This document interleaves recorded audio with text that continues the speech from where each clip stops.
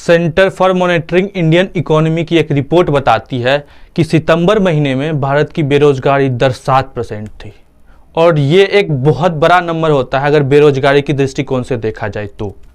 हाय, मैं हूं गोविंद माधव और आज हम बात करेंगे बेरोजगारी के बारे में। क्या है, क्यों है और क्या सॉल्यूशन है इसका, सब डिस्कस करेंगे आराम से। तो सबसे पहले अब जानते हैं कि बेरोजगारी है क्या। बेरोजगारी एक ऐसी स्थिति है जब कोई व्यक्ति सक्रिय रूप से काम की तलाश करता है और वो काम पाने में असमर्थ होता है। और बेरोजगारी इंडिकेट करती है किसी भी देश के इकोनॉमी के हेल्थ को। अनएम्प्लॉयमेंट रेट, बेरोजगारी दर जो है वो मोस्ट फ्रीक्वेंट मेजर है अनएम्प्लॉयमेंट को मेजर करने के लिए। अब सवाल ये होता है कि अनएम्प्लॉयमेंट से क्या इम्पैक्ट होता है। तो सबसे पहला समस्या ये है कि बेरोजगारी बढ़ने से गरीबी में एक बहुत बड़ी वृद्धि होती है।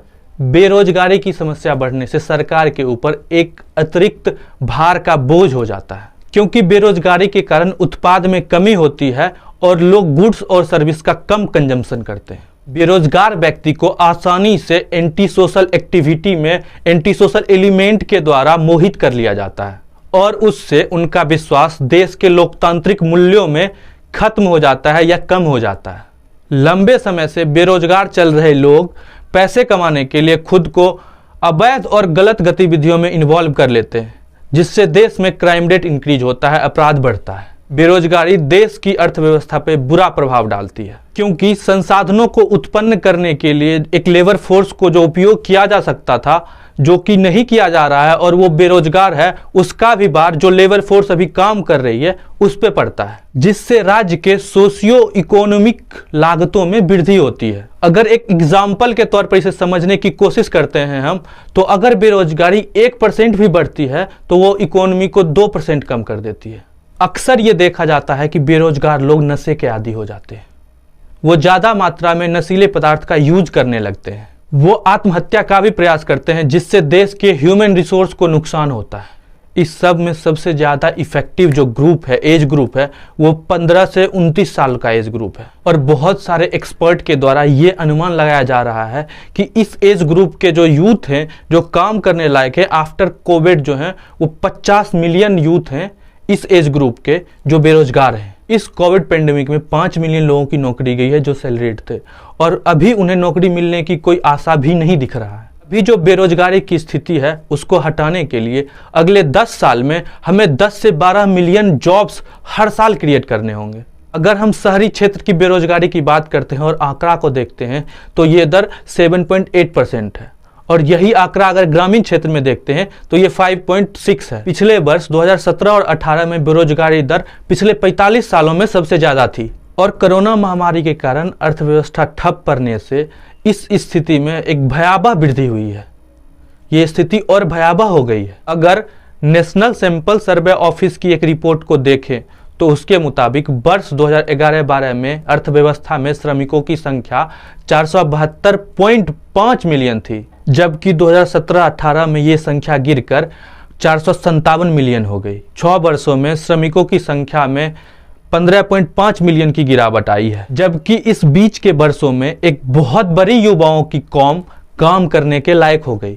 NSSO की रिपोर्ट में पहली बार ऐसा हुआ है जब श्रमों की संख्या घट गई है। अर्थशास्त्रियों का मानना है कि किसी भी अर्थव्यवस्था में 4% से ज्यादा की बेरोजगारी अच्छी नहीं है, वो अर्थव्यवस्था के लिए अच्छे संकेत नहीं है। लेकिन हमारे देश में, भारत में, ये आंकड़ा पिछले 3 साल से 4% के ऊपर है, और सरकारें बढ़ती आबादी का एक्सक्यूज देके अपना पल्ला झाड़ती आ रही है। और यहाँ के लोग इतने भोले हैं कि हमसे ज्यादा आबादी वाले चीन को नजरअंदाज करके सरकार की ऐसी बातों को मान भी लेते हैं। अब तक सरकार जनसंख्या को बोझ समझने के बजाय संसाधन नहीं समझती और जनसंख्या का उपयोग अर्थव्यवस्था को गति देने के लिए नहीं करती है, तो देश को कभी डेमोग्राफिक बेनिफिट जो है वो मिलेगा ही नहीं। इस टाइम पे सरकार को डेमोग्राफिक बेनिफिट की ओर देखने की जरूरत है। पिछले 6 साल में 25 से 64 साल के लोगों की संख्या जो है वो 47 मिलियन हुई है। इसका सीधा मतलब ये है कि वर्ष 2012 से 18 के बीच कम से कम 83 मिलियन जॉब्स क्रिएट होने चाहिए थे, लेकिन इसके उलट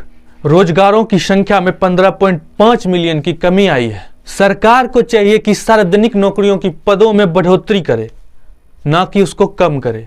सरकार अकेले ही रोजगार पैदा नहीं कर सकती है। Startup India, stand up India, मुद्रा योजना, इन सब योजनाओं पे अच्छे से अमल होने की जरूरत है। और इस टाइम पे देश के युवाओं में उद्यमिता की भावना को बढ़ाना बहुत जरूरी है और ये बहुत बड़े स्केल पे होना चाहिए। और सबसे ज्यादा जरूरत इन सब योजनाओं में जो भ्रष्टाचार व्याप्त है उसको खत्म करने की जरूरत है, जिससे युवा प्रोत्साहित हो इस योजनाओं का लाभ उठाने के लिए और वो जुड़े इन योजनाओं से। जरूरी ये है कि सरकार रोजगार के अनुकूल वातावरण बनाए और युवा अपने स्किल का 100% यूज करके इसका लाभ उठाए। ये समस्या पुरानी है और पहले की जो भी सरकारें रही हैं उसको भी इसके लिए दोषी ठहराया जाता रहा है। स्थिर मजदूरी और रोजगार के बिना विकास जो है वो खराब अर्थव्यवस्था के संकेत हैं और ये पॉलिटिकल स्टेबिलिटी और देश में विभिन्न तरह की समस्याओं को इंक्रीज करती है। जरूरत ये है कि देश में युवाओं को उनके क्वालिफिकेशन और नीड्स के हिसाब से जॉब मिले, तभी हम एक स्वच्छ, सुखी और उन्नत समाज की कल्पना, देश की कल्पना कर सकते हैं। अगर आप ये वीडियो देख के यहाँ तक पहुंचे हैं तो चैनल को सब्सक्राइब कर लीजिए। सोशल मीडिया पे देख रहे हैं, फेसबुक और इंस्टाग्राम पे, तो फॉलो कर लीजिए।